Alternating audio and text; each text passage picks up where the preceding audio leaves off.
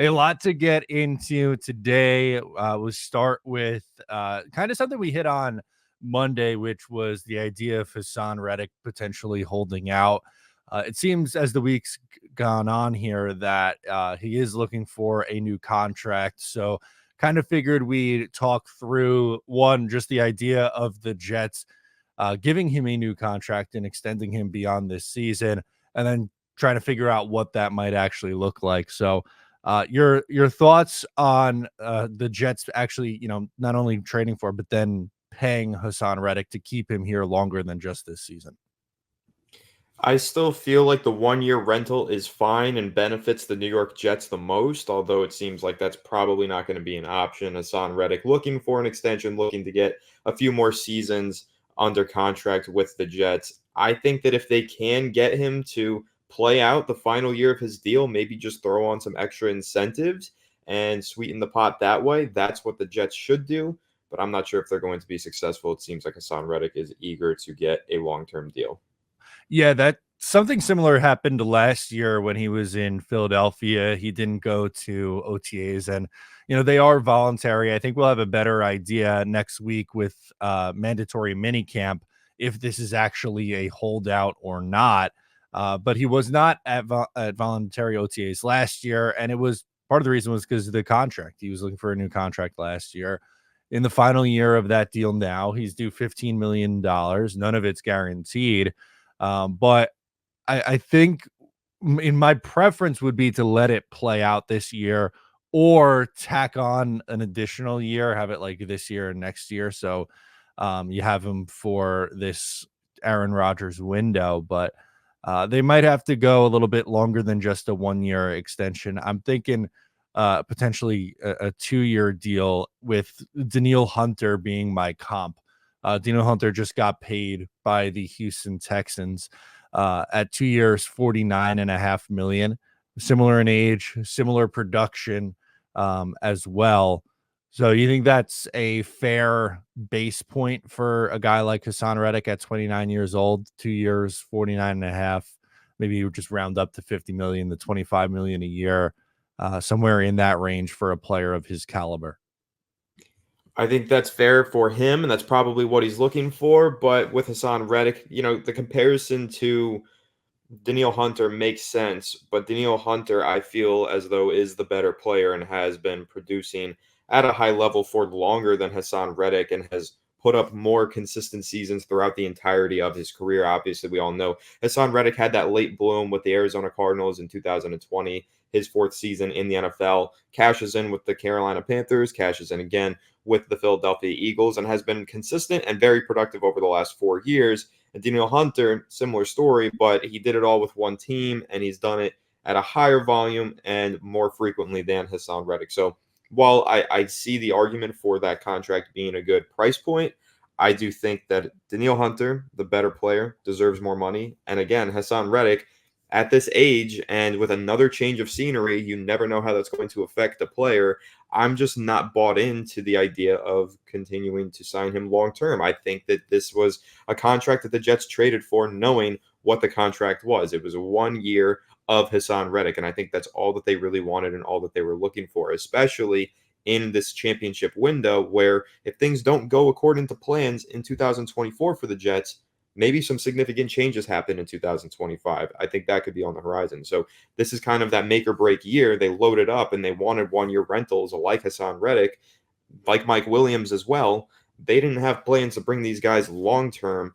I think that they were here for this season, and if this season doesn't go as planned, they do need to keep the exit point off of some of these contracts. Yeah, that's a really good point to bring up is what the Jets did in trades and free agency in addition to Hassan Reddick, like Tyron Smith, who's a 1 year deal. They trade for Morgan Moses, who's on the final year of his deal. You mentioned Mike Williams.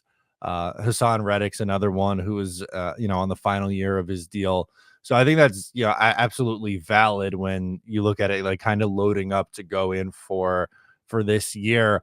I think for me at least, as long as Aaron Rodgers is the quarterback, whether it's just this year or if it's beyond this season, I think we get him in 24 and 25, and then anything beyond that is up in the air. Just personal feeling on it.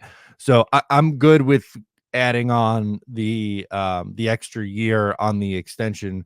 I hear your point on Daniel Hunter as well, with him kind of being more consistent. Like dating back to 2016, he was putting up big seasons for the Minnesota Vikings. It was banged up and missed some time in 2020 and 21, but then came back strong the last 2 years with 10 and a half sacks and 16 and a half sacks.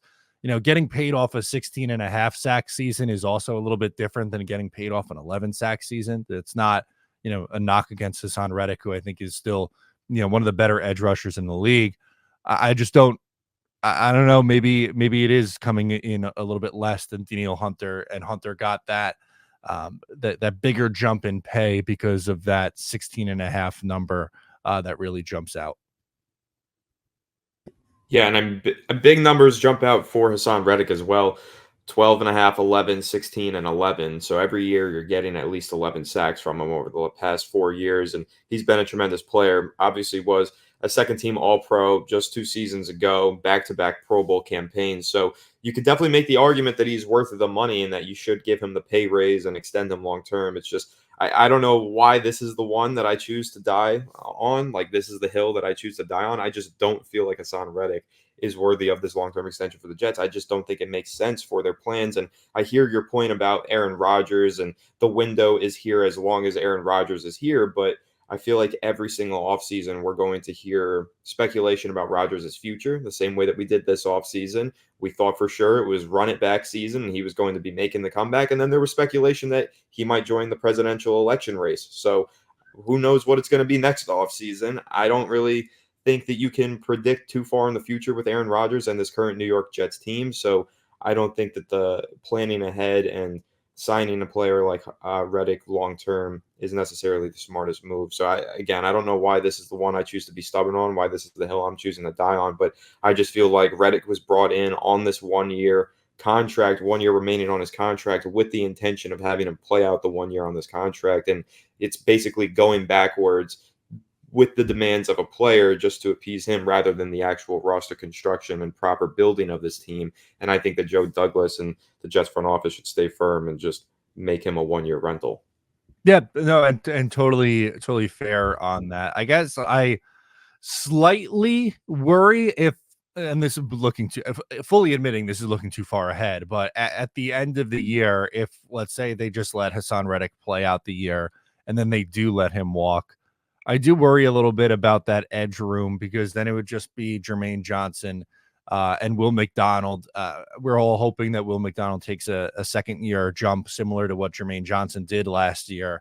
But with how much the Jets like to rotate, I think they need three, or honestly, probably preferably four really solid edge rushers. So they would have to replace Haason anyway. And you could make the case maybe they go back to the draft, but they've spent a lot of assets at the top of the draft on that position in years gone by. They might also have to replace DJ Reed, which is something that maybe they look to the draft for. So my worry would be if you're letting him walk and then have to find somebody else in free agency. I guess maybe that's a problem you look at in 2025, but I don't think they could just get by with only Will McDonald and Jermaine Johnson as their main guys on the edge.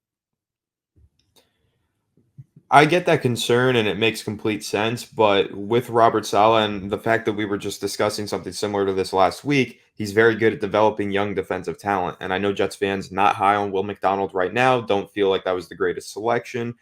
He might have a great year. He might have a really awesome 2024 campaign, and you do feel comfortable 1 year from now going into the regular season with him as one of your two starters, and you don't need that third guy like a Haason Reddick. So it's totally possible.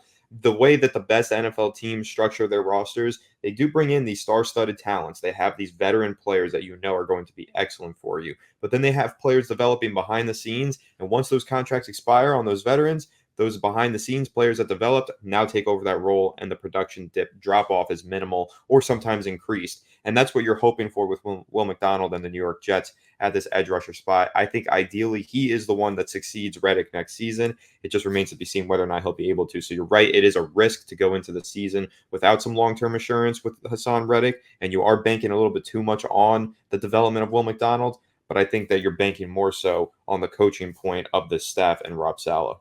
Yeah, that's totally fair. Like if they deserve any benefit of the doubt, it's on the defensive side of the ball. So